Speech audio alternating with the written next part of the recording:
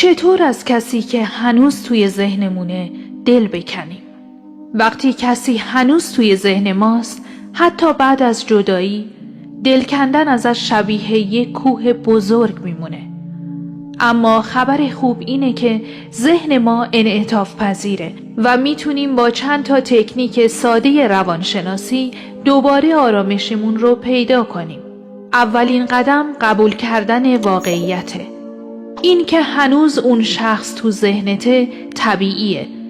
مقاومت کردن یا خودت رو سرزنش کردن فقط دردت رو بیشتر میکنه. به خودت بگو من الان این حس رو دارم و هیچ اشکالی نداره. قدم دوم شناخت احساساته. نوشتن احساسات بهت کمک میکنه ذهنت رو مرتب کنی. یه دفترچه بردار و هر چیزی که درباره اون شخص و یا احساسی که بهش داری رو بنویس. وقتی افکار بیرون ریخته بشن، قدرتشون کمتر میشه و دید واضح‌تری پیدا میکنی. قدم سوم فاصله واقعی و ذهنیه. دوری فیزیکی مهمه، اما دوری ذهنی حتی مهمتره. شبکه‌های اجتماعی، عکس‌ها، پیام‌ها و همه چیزهایی که تو رو به گذشته وصل میکنه موقتاً کنار بذار و به خودت اجازه بده ذهن تو به آرامش برسه. قدم چهارم تغییر الگوهای ذهنی.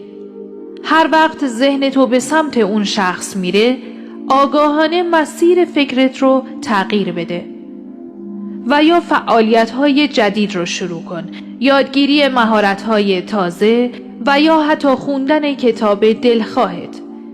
اینا میتونن جایگزین‌های ذهنی ایجاد کنن و کمک میکنن کم کم اون شخص برای تو کم رنگ بشه.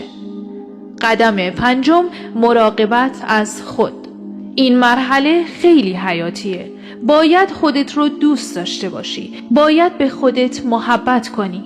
باید خواب کافی داشته باشی. تغذیه سالم، ارتباط با دوستان و فعالیت‌های لذت بخش سطح استرس تو رو پایین میاره و ذهنت رو آماده میکنه برای رهایی. قدم ششم پذیرش زمان. فراموش نکن هیچ چیزی یک شبه اتفاق نمیفته. ذهن ما نیاز داره زمان داشته باشه تا خاطرات و احساسات گذشته رو پردازش کنه. صبور باش و برای بهتر شدن حال خودت تلاش کن. قدم هفتم نگاه به آینده. کم کم وقتی ذهن آزاد میشه، فضا برای چیزهای تازه باز میشه. تجربه های جدید، آدم های جدید و فرصت های تازه برای رشد شخصی. ذهنی که رها شده دوباره پر از زندگی میشه. دل کندن از کسی که هنوز توی ذهنته پروسه‌ایه که با خودآگاهی و تکنیک‌های روانشناسی امکان پذیر میشه. به خودت اعتماد کن و به یاد داشته باش تو شایسته آرامش و شادی هستی.